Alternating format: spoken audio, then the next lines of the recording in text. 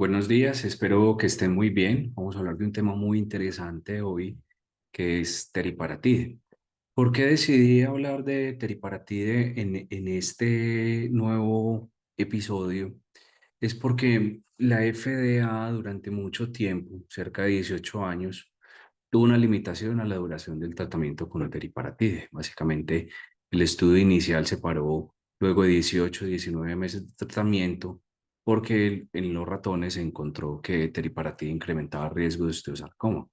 Sin embargo, la biología del hueso de ratón comparada con la del ser humano es diferente y las dosis que se utilizan de teriparatide eran completamente elevadas en el ratón comparado con el humano.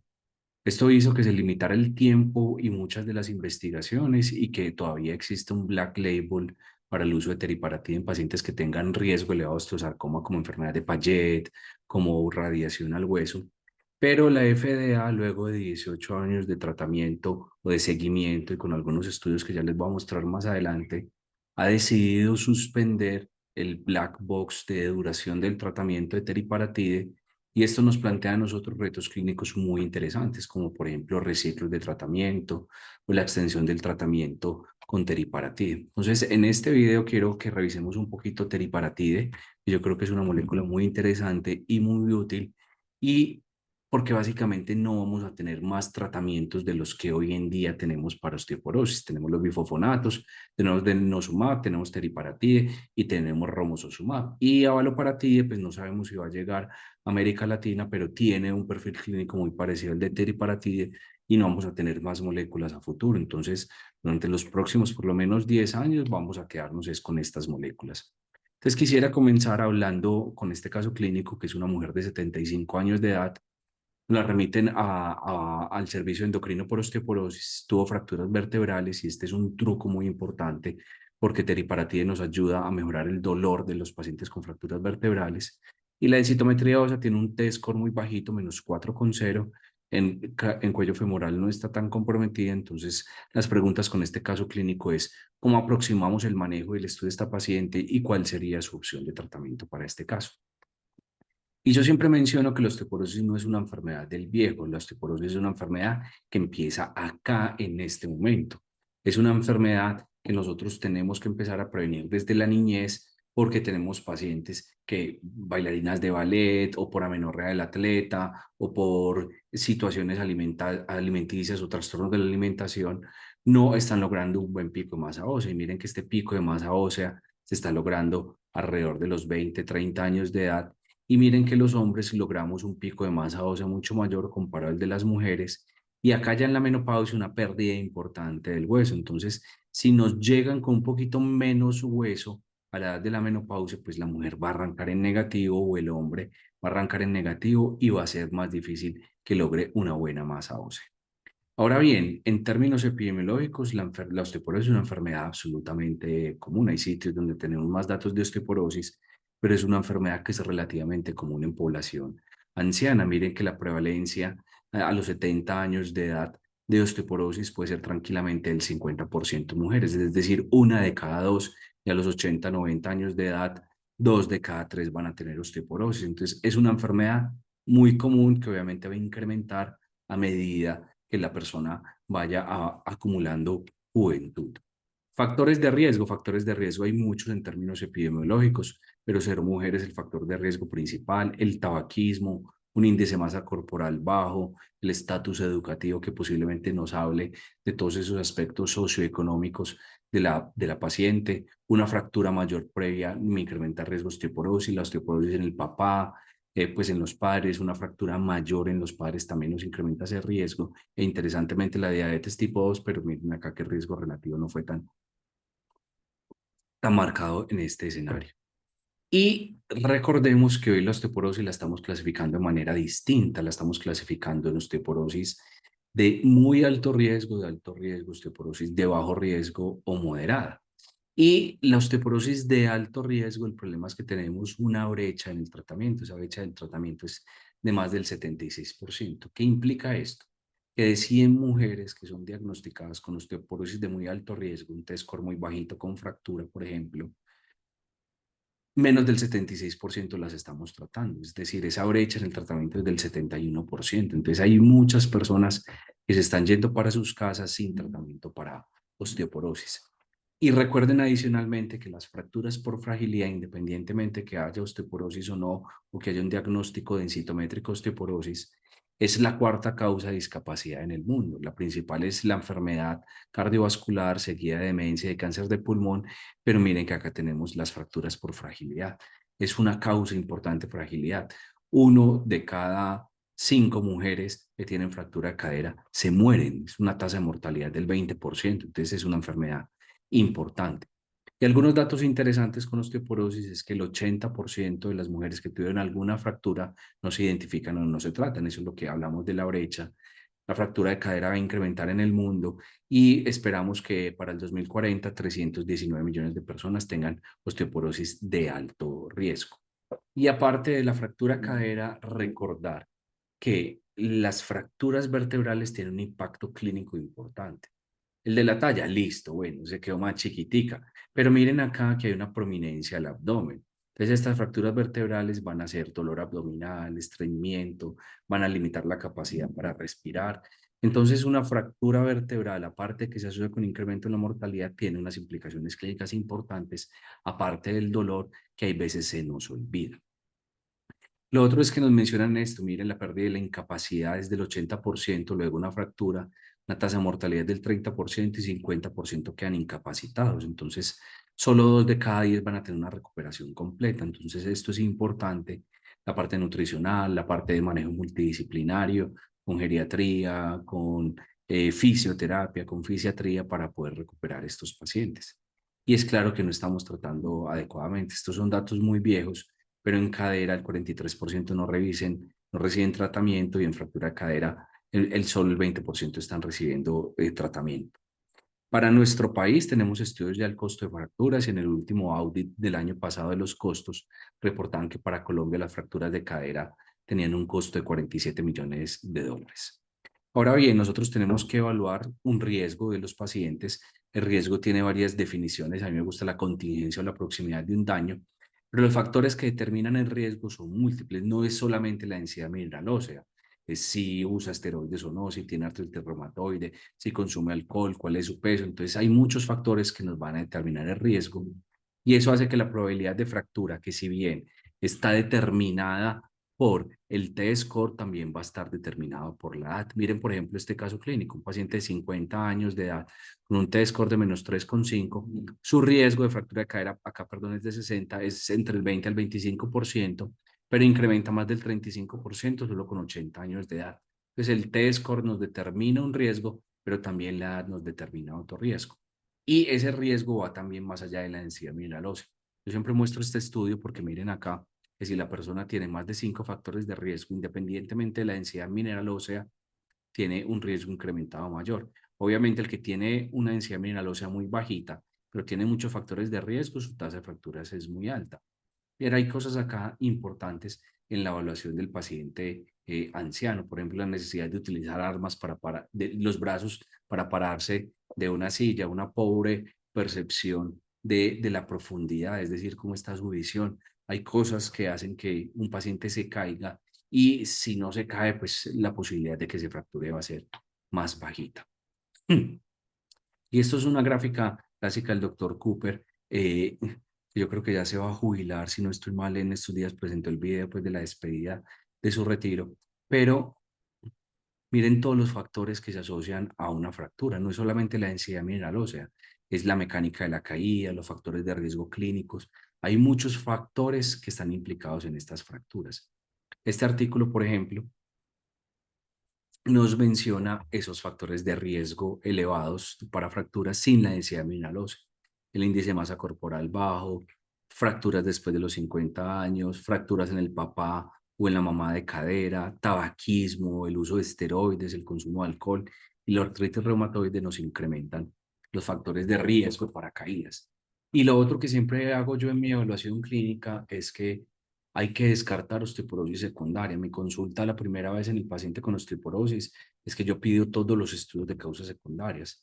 Para América Latina, en particular para Colombia, enfermedad celíaca es rara para poblaciones con con un background genético europeo, como en Argentina posiblemente sí tenga más enfermedad celíaca. Nosotros enfermedad celíaca es más raro, pero descartamos todas las causas secundarias de osteoporosis. Entonces, este artículo del doctor Peter Levy, perdón, no del doctor Peter Levy, del doctor Peter Evelyn, que fue presidente pasado de la ISBMR, es un endocrine review que es muy bonito. Nos habla, mire, el 50 al 80% de los hombres tienen causas secundarias de osteoporosis y en las mujeres premenopáusicas una de cada dos y el 30% de las mujeres posmenopáusicas. Entonces hay que hacer descartar todas las causas secundarias. Y las guías, por ejemplo, de Reino Unido nos proponen estos estudios, un hemograma, el examen físico, BCG, PCR, calcio, albúmina, creatinina, fósforo, fosfatasa alcalina, transaminasas, vitamina D, pruebas de función tiroidea, PTH, electroforesis, testosterona en hombres es esencial, cortisoluria, un cortisol postdexa, magnesio, prolactina, miren acá la parte de enfermedad celíaca, yo marcadores de recambio uso si no utilizo, y radiografías vertebrales o morfometría vertebral siempre las pido. Y tener en cuenta que este concepto de riesgo inminente de fracturas que está ya involucrado dentro de los pacientes de muy alto riesgo es que los pacientes se van a fracturar más en los primeros 2 años de las fracturas, como en síndrome coronario agudo. Hay más posibilidad de que tenga un síndrome coronario agudo en los repitente o recurrente en los primeros 180 días por síndrome coronario agudo. Toda esta carreta que les acabo de echar, ¿para qué? Listo, ¿para qué? Es para decirles que el paradigma moderno del manejo de la osteoporosis es clasificar el riesgo de los pacientes. Y el paciente con muy alto riesgo de fractura es aquel que tiene más de uno de los siguientes: fracturas en el último año, múltiples, durante el tratamiento, durante el uso de esteroides, por ejemplo, un T-score muy bajito o un FRAX muy elevado. De acá se colige que todo paciente con osteoporosis, no solamente con osteopenia, tenemos que hacer el FRAX. Alto riesgo serían los que están acá en naranja o en amarillo, y en bajo riesgo es básicamente una mujer posmenopáusica con osteopenia que nunca se ha fracturado con un FRAX muy bajo. Esa paciente estaría en bajo riesgo y ahí obviamente el tratamiento sería el manejo de los síntomas climatéricos y recuperar su parte hormonal. Pero para esta charla, que es importante es que el paciente que tenga muy alto riesgo de fracturas, ese paciente, el tratamiento preferido es una secuencia de tratamiento anabólico. Listo. El que usted quiera, romosozumab o PTH, bien sea teriparatide o aloparatide, esos pacientes hoy en día, nuestro tratamiento preferido debe ser un tratamiento anabólico. Listo. Alterno tenemos denosumab o ifosfonatos potentes. Eso lo hacemos en práctica clínica rutinaria, pero a medida que vayamos cambiando el paradigma, lo ideal sería utilizar primero anabólicos y secuenciarlos después con antirresortivos. En el paciente de alto riesgo, obviamente, denosumab o ifosfonato. Denosumab para mí es una terapia de segunda o de tercera línea para pacientes que tengan contraindicación, y los bifosfonatos siguen siendo terapia primera línea, y pacientes de bajo riesgo, terapia de reemplazo hormonal o raloxifeno. ¿De dónde sale que tengamos anabólicos primero? Tenemos dos estudios importantes que comparan anabólicos con antirresortivos. El primero es este estudio por el doctor Kendler, que es un Lancet del 2018, y esto lo que nos va a comparar es teriparatide versus risederonato. Entonces acá evalúan en pacientes que ya venían con tratamiento y los asignan a teriparatide o a risederonato, y el desenlace clínico es fracturas, no es densidad mineral ósea. Y esto, hacer un cabeza a cabeza en osteoporosis, es un estudio que es muy grande, que requiere una N importante y que adicionalmente es bastante costoso. Y estudios cabeza a cabeza de medicamentos tenemos muy poquitos. Entonces, ¿qué encuentran acá? Teriparatide lo tenemos en violeta o en púrpura, y risederonato en color piel. Y miren acá que vemos la tasa de fracturas vertebrales nuevas. Y los pacientes con teriparatide comparado contra risederonato tienen menos riesgo de fracturas. Es decir, es un paciente con osteoporosis. Risederonato disminuye el riesgo de fracturas y teriparatide lo disminuye mucho más. Miren acá, comparado con una terapia antirresortiva, una terapia anabólica disminuye el riesgo relativo de nuevas fracturas vertebrales en un 0,52. Y el tiempo de la primera fractura clínica, mire que acá se ve de manera significativa, empieza a reducirse a partir del sexto mes. Durante los primeros 6 meses es similar, pero miren que a partir de los 6 meses, teriparatide disminuye más fracturas clínicas iniciales comparado contra risederonato. Ese es el primer estudio. Y el segundo es romosozumab contra alendronato. Y miren también que acá a los 12 meses se empieza a separar cuando usted utiliza una secuencia de anabólico primero versus terapia antirresortiva.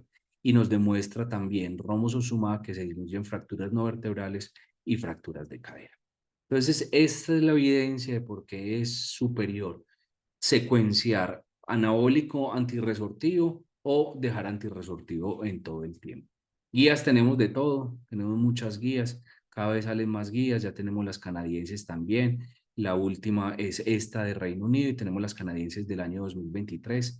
Esto aplica a mujeres posmenopáusicas, la misma carreta de siempre con las guías. Para mí es que hay mucho riesgo, luego una fractura índice, simplifican el score muy alto riesgo, alto y bajo riesgo, garantiza que en pacientes de muy alto riesgo usted tenga que utilizar es más anabólicos que antirresortivos.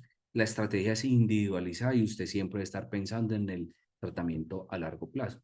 Por eso me molesta a mí mucho. Un paciente con una osteoporosis normalita le arrancan denosumab de entrada. El paciente va a requerir 10 años de denosumab. Eso es una maratón. Entonces usted, el paciente con denosumab es un paciente que usted no va a poder descansar. Entonces si se lo ponen a cualquier osteoporosis, pues ahí es una praxis que no es la ideal. Entonces siempre tenemos que calcular el riesgo.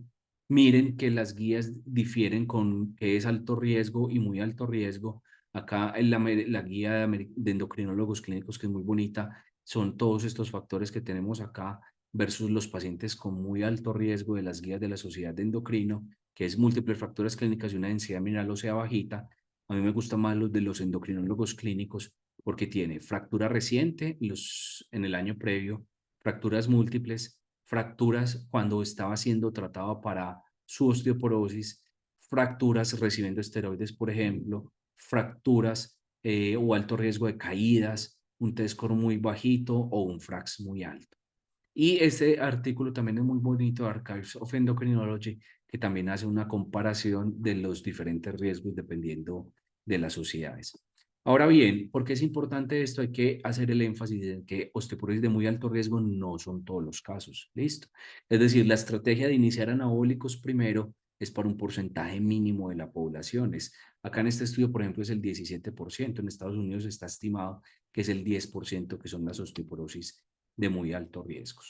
Acá, por ejemplo, las guías de Sociedad de Endocrino nos ponen denosumab, teriparatide, valoparatide y fiofonato. Después las actualizaron y incluyeron romosozumab, como lo vemos acá en esta misma secuencia. En la IOF o en SEO, los de muy alto riesgo consideraron un anabólico primero, luego un antirresortivo, y la última publicada este año es la guía de los canadienses. ¿Listo? Entonces, ellos, ¿qué nos plantean? En personas que inicien terapia, listo. Entonces, si el paciente tiene una fractura vertebral severa reciente, o severa, pues en español sería mejor grave, una fractura vertebral grave reciente, o más de 2 fracturas vertebrales y un T-score de osteoporosis, usted debe dar tratamiento anabólico, listo. Bien sea teriparatide o romosozumab, acá recomiendan la interconsulta, estos pacientes deberían ser manejados por expertos en osteoporosis y de ahí luego una terapia antirresortiva, luego el tratamiento anabólico. Listo, es decir, pacientes fracturados, lo ideal sería un tratamiento anabólico. Si no tiene fracturas, usted puede empezar un bifosfonato, alendronato, risederonato, solederónico, listo. Si tiene contraindicaciones o intolerancia, una barrera a los bifosfonatos o a someterse a largo plazo, denosumab con un tratamiento ininterrumpido. Listo.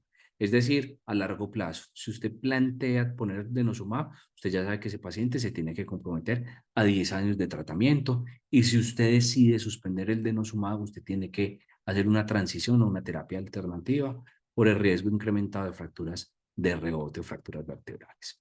Bifosfonato lo damos por 3 a 6 años, 6 años para personas que tengan fracturas previas, listo, o factores importantes. Y si no tiene uno de estos indicadores de tratamiento a largo plazo, luego de 3 años, usted para y mira a ver cómo le va al paciente y dependiendo de eso, usted hace una extensión de la terapia a 6 años en soledrónico o hace una terapia switch a un denosumab, por ejemplo, listo. Pero miren acá que es donde nos plantean la terapia anabólica. Los ecuatorianos, la Asociación Ecuatoriana de Reumatología también es una de las guías más recientes, es muy parecida a las otras guías, miren que ponen teriparatide y romosozumab en los pacientes de alto riesgo, realmente no hay mucha diferencia con estas guías, por eso casi todas plantean lo mismo. ¿Esto qué nos plantea? Que implica el orden en que tratemos a los pacientes y esto implica que si usted tiene una osteoporosis muy, muy grave, con fracturas, un paciente de alto riesgo, usted prefiera rescatar ese hueso con un agente anabólico como teriparatida, valoparatida, romosozumab y posteriormente secuenciar con un bifofonato durante 5 o 10 años. Luego de 10 años, doctores, no sabemos qué hacer. No tenemos la más mínima idea, no hay evidencia clara. Entonces acá es su práctica clínica, para eso es médico, usted es su arte, usted ya define qué hace luego de 10 años de tratamiento. Es la pregunta que nos van a hacer, denosumab luego de 10 años, ¿qué? Siéntese usted, defina con el paciente, mire a ver su perfil de paciente y escoja qué le va a poner al paciente. Le va a poner un anabólico, muy buena opción. Lo va a pasar a solerónico 3 años, pues muy buena opción, pero la mayoría de esas cosas no tienen evidencia. Pues ahí sí es arte médico. Entonces, este orden de tratamiento importa empezar con anabólico versus antirresortivo. La duración del tratamiento con teriparatide hoy en día es 2 años, listo. Extensión yo creo que no tiene un papel, yo creo que tiene más papel hacer reciclos de tratamiento. En estos días hablaba con una colega y lo que decidimos hacer fue, una paciente, fue eso. Es una paciente que con antirresortivos no respondía bien. En el pasado recibió teriparatide y tuvo una respuesta del 20% y ahora con un antirresortivo no está respondiendo bien y en conjunto decimos volvamos a dar un ciclo de teriparatida a ver cómo le va. Y eso es lo que plantean muchos de los expertos. Entonces, un anabólico es que un medicamento que permite hacer la formación de hueso nuevo. Miren acá el basal y en el seguimiento cómo se comporta. Y la definición de agente anabólico es aquel que tenga la habilidad para aumentar la formación ósea, medida como P1P, o un incremento en la fosfatasa alcalínica específica de hueso, o si usted tiene biopsia, un aumento en la tasa de posición mineral, o un aumento en la tasa de formación ósea. Teriparatide está aprobado en Colombia, está disponible en Colombia, en Ecuador, en la mayoría de los países, 1,34. 1,84 ya no está disponible, que era lo que utilizamos en hipoparatiroidismo. Y recordar que PTH tiene una formación de hueso que tiene una ventana anabólica que es muy bonita. Este es el pico del P1P y acá ya empiezan a incrementar los marcadores de resorción, porque recuerden que el teriparatide incrementa toda la formación del hueso y es lo que llama el acoplamiento. Después de la formación va a haber una antirresorción, entonces hace que el hueso se mantenga activo. Entonces esta ventana anabólica es muy interesante. Y esta es una de las biopsias de los pacientes en el estudio, una mujer de 64 años y le hicieron una biopsia de hueso antes y luego de teriparatida y miren la mejoría en las trabéculas de esta paciente, que es una formación muy bonita. Comparado con otros medicamentos, el perfil es distinto. Miren el P1P, cómo mejora con teriparatide, acá cómo incrementa los antirresortivos. Esta área baja en la curva de lo que llamamos nosotros la ventana anabólica, pero miren que el P1P se mantiene mucho más elevado que los cetelopéptidos. El P1P con abaloparatide no está marcado, lo mismo que el incremento en los antirresortivos. Y romosozumab si genera una formación muy, muy rápida de hueso. Ese P1P va bajando hacia cercano del año y los cetelopéptidos se mantienen bajitos en el tiempo. Listo, tiene un perfil, como dijéramos, como anabólico potente y rápido con un efecto antirresortivo leve. Por eso acá solo damos tratamiento 12 meses con la posibilidad también de dar reciclos. Que es importante conocer que luego de que usted suspende el anabólico, el efecto se pierde. Entonces, mira, acá si usted continúa teriparatide por 18 meses, la formación de hueso se mantiene, pero si usted suspende el tratamiento al año, mire, la caída en la densidad mineral ósea, la vemos en verde fluorescente, es muy rápida. Si usted le pone un antirresortivo, en este caso roloxifeno, usted mantiene la densidad mineral ósea. Eso implica que luego de teriparatide usted tiene que poner algún tratamiento antirresortivo. ¿Y qué otras cosas tenemos hoy en día? Recuerden que ya tenemos biosimilares. ¿Listo? Esto nos permite que las terapias sean más baratas. Entonces, teriparatida, la molécula innovadora es Forteo de Biocidios, que es una biotecnológica de Argentina. Tenemos Osteofortil, que es un medicamento que ha demostrado bioequivalencia, es un medicamento que es muy parecido al teriparatide. No tenemos estudios de desenlaces de fracturas, pero es un biosimilar muy bueno. Tenemos otro de la India que a mí no me gusta tanto, que es Osteotide, y tenemos muchos medicamentos pues ya de teriparatide, así como vamos a tener en el futuro ya biosimilares para denosumab, que esto hace que se abaraten los costos de estos medicamentos. Teriparatide es solo la molécula 1,34, no es la molécula completa. Recuerden que PTH tiene 84 aminoácidos, teriparatide es el extremo N terminal biológicamente activo, que es solo 1,34. Y recuerden que la paratormona tiene una secreción heterogénea desde la glándula de paratiroides. Uno cree que la paratormona sale toda solo, así, así, así, completica. No, ella excreta fragmentos en el terminal, carboxiterminal. O sea, la maquinaria de producción de la paratormona es enloquecida, es decir, ella hace arepas de distintos tamaños, no salen todas similares, y esto plantea dificultades para la parte de medición del laboratorio. Entonces, es algo que hay que tener en cuenta. Recuerden que el efecto de la paratormona, este es un artículo clásico del New England de hace 23 años, pero sigue siendo el mismo, actúa a través de su receptor de paratormona y esto va a ir a actuar en el túbulo renal, incrementa la reabsorción de calcio en el hueso para que el calcio suba y a nivel intestinal actúa mediante el calcitriol, que usted lo produce a nivel renal, para que incremente la absorción de calcio en la luz del duodeno. Esto es importante, hay un efecto también directo del cartílago en el cartílago por el receptor de PTH, sobre todo de PTHRP, que sería valoparatide, pero básicamente el teriparatide o la paratormona actúa en el túbulo, en el riñón, en el hueso y en la luz intestinal. Esos son los tres. Ahora bien, y esto es muy bonito desde el punto de vista clínico, ¿por qué los pacientes con hiperparatiroidismo primario, como este caso, que es un paciente con cáncer de paratiroides, tiene osteoporosis, tiene más fracturas, tiene un incremento en la resorción y teriparatide, que es hormona paratiroidea, genera es un efecto anabólico? Esto es muy interesante porque el mecanismo de acción de estas hormonas es dependiente de tiempo y la secreción intermitente. El truco acá es la secreción intermitente. Entonces, teriparatide se une a su receptor y va a generar la formación del osteoblasto, pero usted está poniendo un poquito cada día y no mantiene una secreción constante como en el hiperparatiroidismo primario. Miren que la secreción o la estimulación continua de la paratormona incrementa RANK-L, disminuye la osteoprotegerina y lo que va a hacer es estimular más el osteoclasto y la resorción ósea y va a generar el hiperparatiroidismo. En cambio, la administración de paratormona una vez al día me va a disminuir la apoptosis de los osteoblastos, me incrementa la secreción inclusive de esclerostina, aumenta el número y la función de los osteoblastos y me va a hacer es formación del hueso, posteriormente en el tiempo un incremento en la resorción, pero esta administración intermitente es el truco en la administración de paratormona. Este es el estudio original de prevención de fracturas con teriparatidis, un New England, un CRCT en el año 2001, y que se encontró en este estudio. Acá evaluaban paratormona 20 y 40 microgramos contra placebo y encontró una disminución de fracturas vertebrales casi del 70% y de las fracturas no vertebrales del 35 al 40%. Lo podemos ver acá, por ejemplo, en placebo hubo esta tasa de fracturas que tenemos acá y con teriparatide de 20, 40 microgramos hubo esta disminución en el riesgo de nuevas fracturas vertebrales y de fracturas no vertebrales tuvimos una disminución del 50%, es decir, es un medicamento bastante potente. Este medicamento es intermitente, se pone 20 microgramos subcutáneo cada día.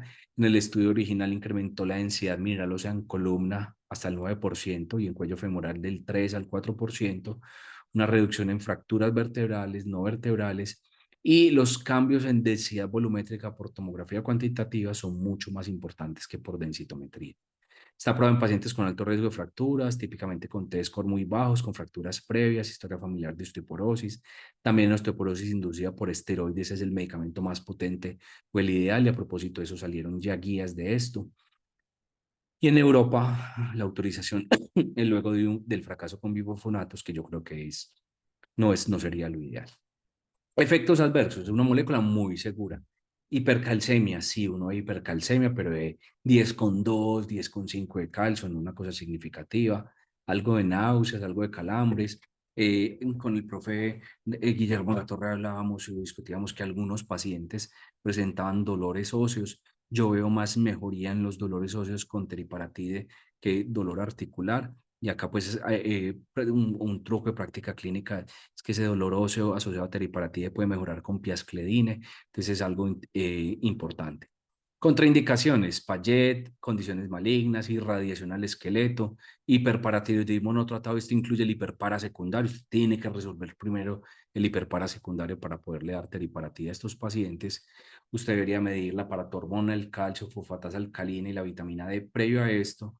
Luego haga una medición del calcio al primer mes. Si está elevado a un grado 3, grado 4, es decir, una elevación significativa más de 11, obviamente reevalúe el paciente y en muy pocos escenarios se tiene que suspender. Por favor, no pida PTH en el control de estos pacientes. Usted le está poniendo PTH, puede haber interferencia. Hemos tenido juntas y he tenido interconsultas porque un paciente con teriparatía y la paratormona le salió en 10. Paciente con calcio en 10,1, 10,2. No se requiere monitorizar la paratormona. Y este artículo es muy bonito porque es la historia de riesgo de osteosarcoma con teriparatide y lo que se hizo para prevenir ese riesgo y para evaluar a largo plazo qué era lo que pasaba con este medicamento. Entonces, ¿qué hay que entender? Que la FDA le quitó el límite de tiempo a este medicamento. Esto implica que podemos dar más de 2 años o dar reciclos de tratamiento. Y esta es la evidencia de que no se encontró osteosarcoma en estos pacientes luego de 18 años. Entonces, tenemos acá el estudio de supervivencia o de vigilancia osteosarcoma, el estudio de vigilancia osteosarcoma europeo. Esto es en 5 países nórdicos, el otro es en Estados Unidos. Este es el registro de pacientes de Forteo, que miren que es más de 18 años de edad, evalúa 14 registros de cáncer y evalúa 6.180 casos de osteosarcoma, el estudio de Medicare de Forteo y las bases comerciales. Entonces, miren acá, por ejemplo, en este encontraron 3 pacientes con una exposición confirmada a teriparatida antes del diagnóstico de osteosarcoma y intervienen o estudian 1.173 pacientes con osteosarcoma, que es una cosa absurda. Acá en la serie nórdica, 109 casos con osteosarcoma y 0 casos habían tenido un uso de teriparatide. En este estudio son 6.180 casos de osteosarcoma comparado con 75.000 pacientes con Forteo y encontraron 0 casos de osteosarcoma que habían utilizado teriparatide. Lo mismo en esta base de datos de 811 pacientes con osteosarcoma y 153.000 usuarios de teriparatide y 613.247 no ven incidencia elevada de osteosarcoma y en estas bases comerciales realmente encuentran muy pocos casos de osteosarcoma, 3 con teriparatide, 6 con osteoporosis y 3 que eran los mismos que están en osteoporosis y no en población general. Realmente es un evento adverso raro que no tiene pues, un significado clínico importante. Terapia combinada y secuencias de tratamiento, porque es importante. Un poquito de café. Es esto acá interesante y es que miren, la secuencia de tratamiento sí importa. Si usted pone teriparatide primero y denosumab en la columna lumbar, que es el rojo, miren cómo mejora. Si usted pone denosumab primero y luego teriparatide, miren que la curva va por debajo. Acá en el switch hay un poquito de cambio y si usted lo utiliza terapia combinada, se mantiene muy similar. Y en cadera total, el combo de denosumab teriparatide es mucho más efectivo. Cuando usted pone primero denosumab y teriparatide, miren acá el deterioro que hay primero en cadera y luego se alcanza como a compensar. Y si usted pone teriparatide, mire que el tratamiento con teriparatide en cadera, la mejoría es neutral o muy poquita y luego con denosumab alcanza a lograr esta mejoría que con el tratamiento combinado. Es una N pequeña, es el estudio de data, pero para mí el dato importante es que si usted pone un antirresortivo primero, la mayoría de estudios sugieren que hay una mejoría perdón, hay un deterioro en la respuesta cuando usted pasa un anabólico. Entonces hay que tener en cuenta que posiblemente sería mejor poner un anabólico si el paciente está virgen de tratamiento. Conclusiones de este ratico es que la mejor opción es un anabólico seguido antirresortivo. Para mí denosumab es una muy buena opción luego un anabólico. El antirresortivo va a limitar la formación ósea subsecuente. El problema es que la mayoría de nuestros pacientes han sido tratados. Listo. Y unos mensajes finales de esta charla es, existe la osteoporosis de muy alto riesgo, estos pacientes son para terapia anabólica y descarte causa secundaria siempre. Les agradezco mucho su atención, por favor denme un like, suscríbanse al canal, estamos haciendo academia y obviamente esto implica un tiempo mío y un tiempo de ustedes, entonces les agradezco que se puedan suscribir y les deseo un feliz día, una feliz tarde, una feliz noche.